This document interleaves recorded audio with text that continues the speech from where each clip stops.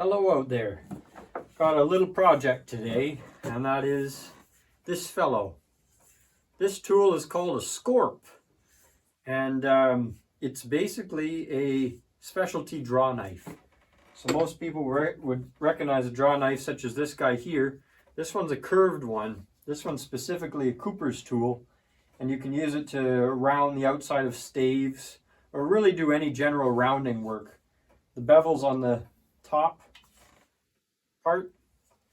So that's an example of a conventional draw knife with a curve. Here's another specialty curved draw knife. Bevel's on the bottom of this guy, and it's inclined in a way that you can drag it like so. I believe both of these are old English tools. This one's Scottish. And this Scorp is kind of a mystery, probably made by a local blacksmith that came from a local farm. Thanks, Jeff. And it's, you can see the forge welded stem and kind of the loop of the blade. The gap isn't closed, which is kind of interesting, but obviously it held up well enough. The sharpened side is here, and then the back is a little bit thicker. And it has a cute little forge welded collar on it too. So the trouble is the handle is, well, first of all, a softwood, very, very light, and it's started to dry rot pretty bad. There's a little bug hole there, and it's quite weak, and I'm afraid that if I start using this thing, it's going to pull right out. And even then, the rust is so thorough on this piece that I believe our best bet is to take it apart, put a new handle on her. So I have an old stick of, well, it's not so old, but it's a piece that I was working on for something else. I believe it's an ash stick. I've debarked it already, and I was experimenting with a chamfering auger. And so anyway, we'll go to the shaving horse, reduce that down, make a new handle for this. And the collar's already loose, so it's quite dry as it is. I can just pop it off right like so. So we'll reuse this original collar because it's cute with that forge welded seam there on it. And then I'll have to pop out the Scorp knife itself. I don't know if it'll be easier. Obviously, I don't want to bend it in this process because it's not that strong just based on the thickness. I'm sure it's good enough, but yeah, I'll give you some close-ups on the weld because it's quite a cute thing. But yeah, so I'll pop this off and we'll go to the shave horse, make another handle, fit it, and de-rust this guy, and yeah, we'll fix her up, get her going again.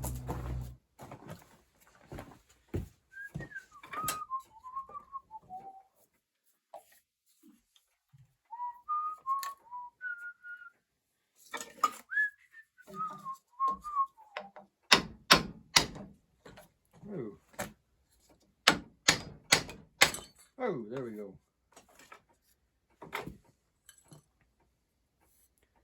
Nice long, hand-drawn out tapered stem on her.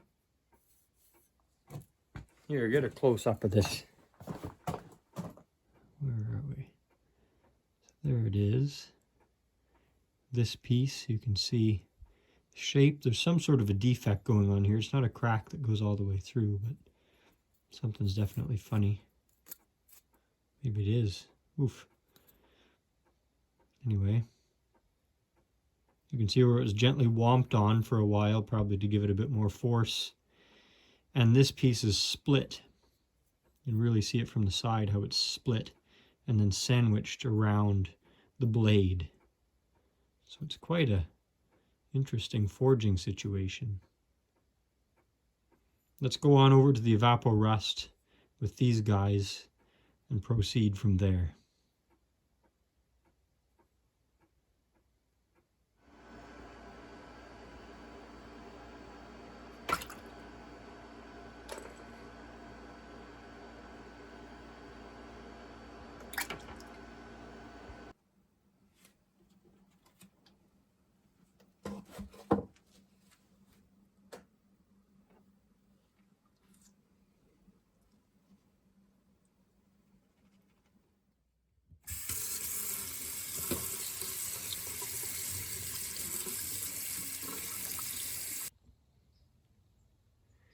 Here's a closer look at the pieces that have been derusted. So That's with Evapo-Rust and a water rinse, and there tends to be a little bit of a flash rust goes on from the rinsing step, but that's okay. What I want to point out is the dark line along this edge. It's much more obvious on the inside. See that dark line? So it seems like this was maybe an old blade. That would be quite an operation to make it just for this, but maybe an old blade for something else, or maybe they did make it. So there's a higher carbon steel for the sharp edge. And you can see how it's been filed down with time. It's thinner down here. And there's not very much left on the bottom, so we're going to have to be careful about that. But the surface is quite smooth. This is definitely wrought iron. You can see a little bit of the grain right there. It's quite obvious in the stem. And yeah, I'll pass this over the wire wheel now. And then the little collar is kind of neat, because this seam, I don't know if they tried to forge weld it and then knew it didn't work, or they wanted to reinforce it. It's been all brazed. You can see that on the inside. And there's one high spot that I'll file down. But yeah, they brazed the lap joint.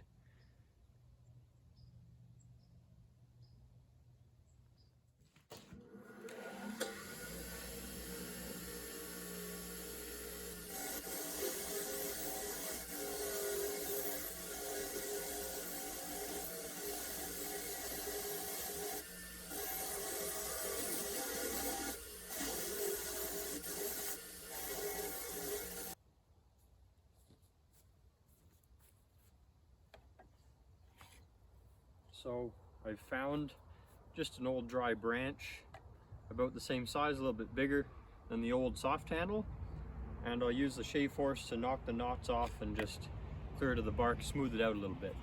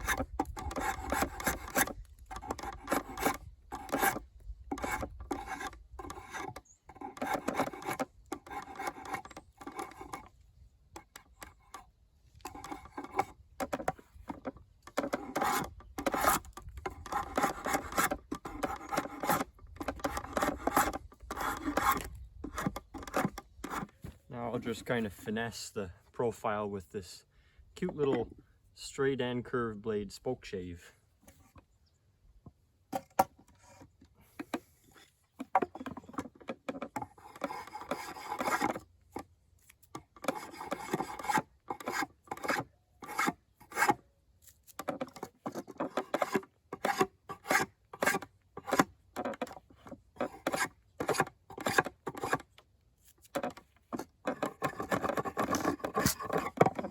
Whoopsie. Kind of a bit of a design flaw. I built this with an adjusting table with a pin on the front, but if this block goes too far forward and you kind of compress the piece too far forward, it pulls itself out.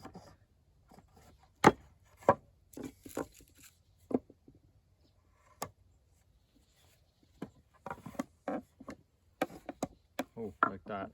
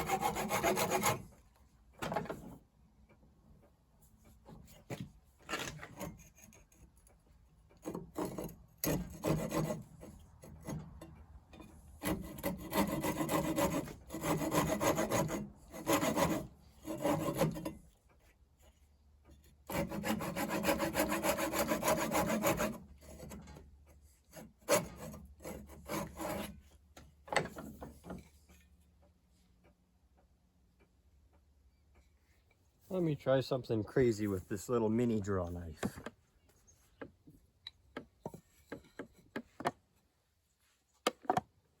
Oh, this is funny.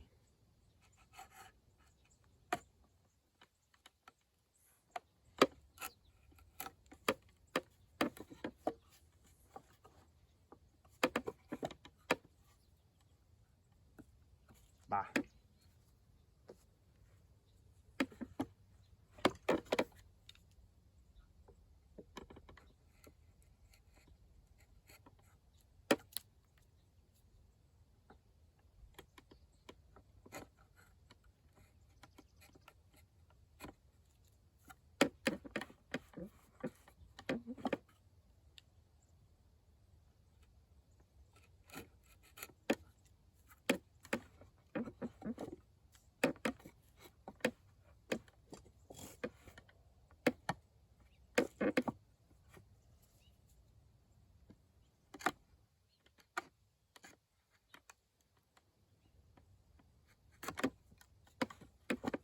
Well, getting real close. If I try it on, it just starts to slide on, then I can kind of spin it around, and then wherever it rubs kind of shows the high spots. So at this point, I got the old coarse square file out, old reliable, and I'll just go rough it.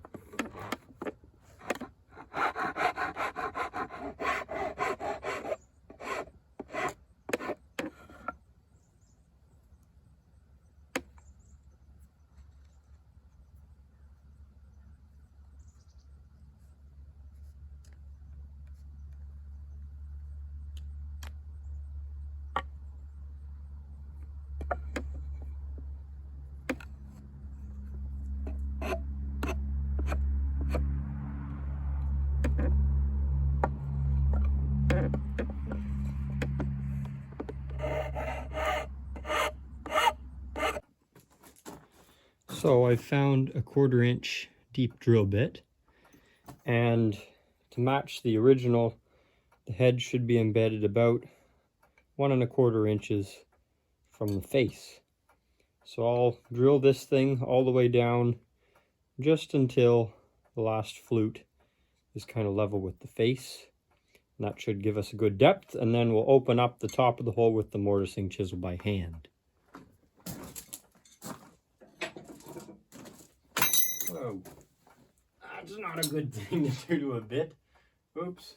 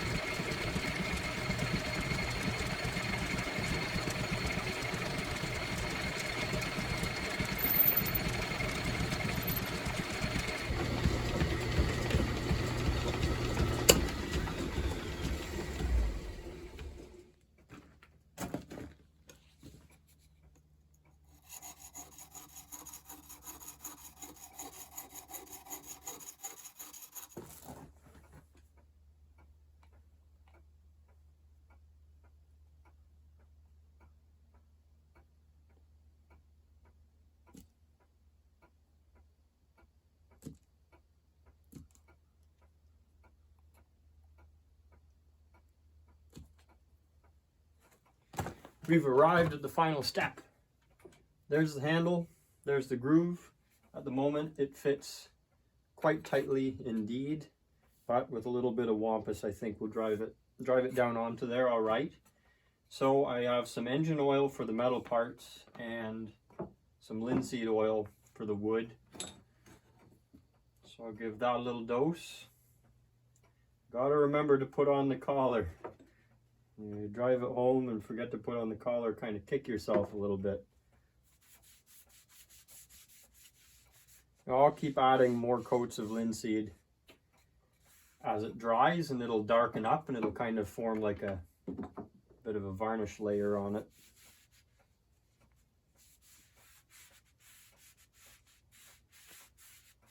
I did shorten the handle by about 1 inch to take off a bunch of, well, a knot. So, collar, this side, like so.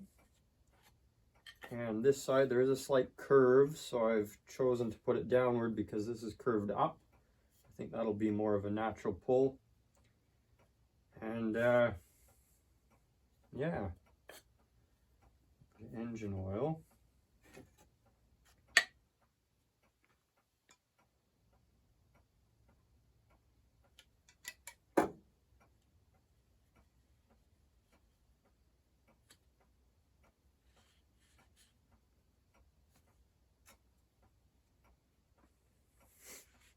That was smart. I put oil on it, then tried to pull it off. It slipped right away. Should have seen that coming. Anyway, that goes there.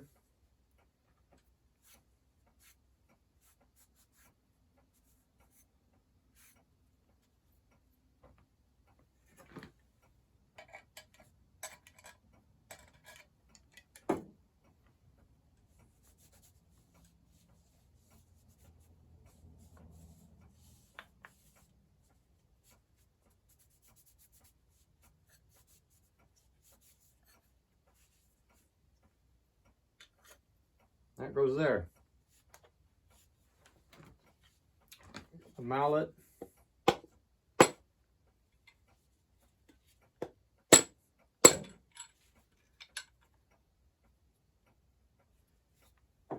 wampus hammer.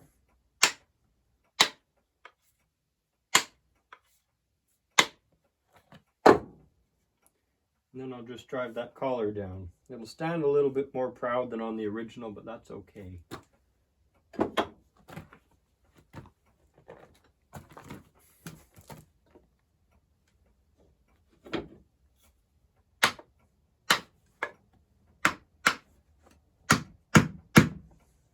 Oop.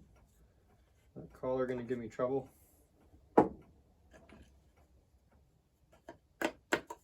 Jeez.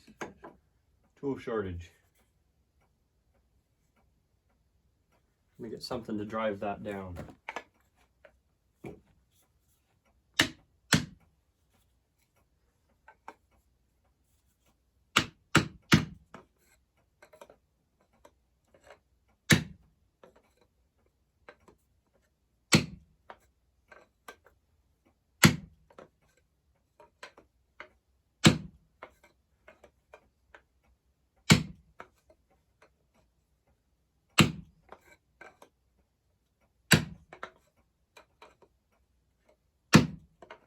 This shouldn't come off. This is a good dry handle, and the mortise should be pretty accurate.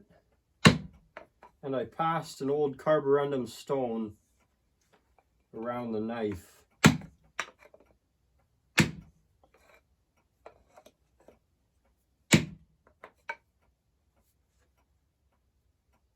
That is pretty good.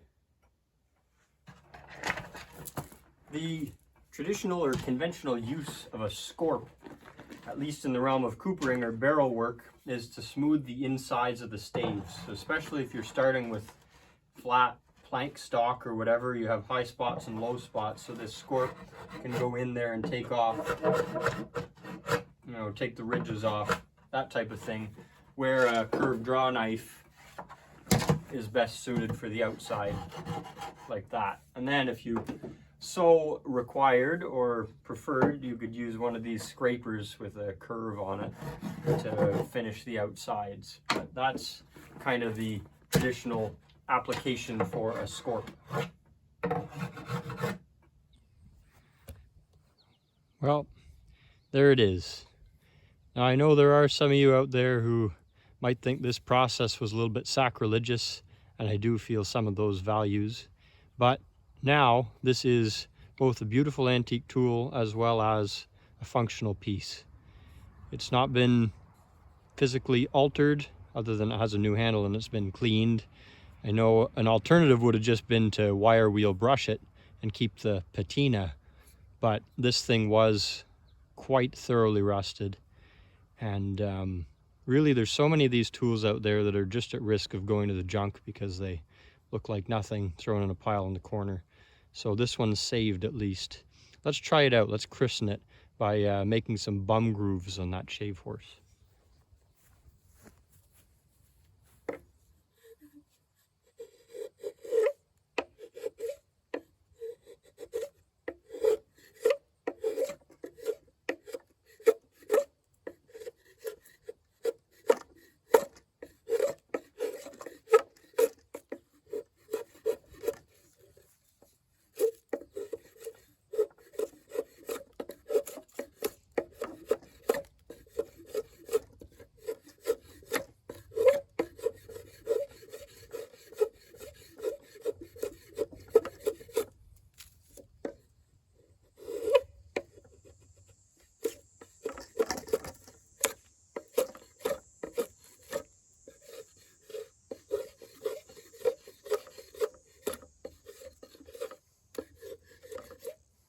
Well,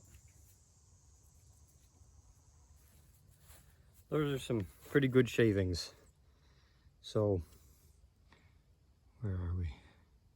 There. I'm pretty happy with that. Hope you enjoyed.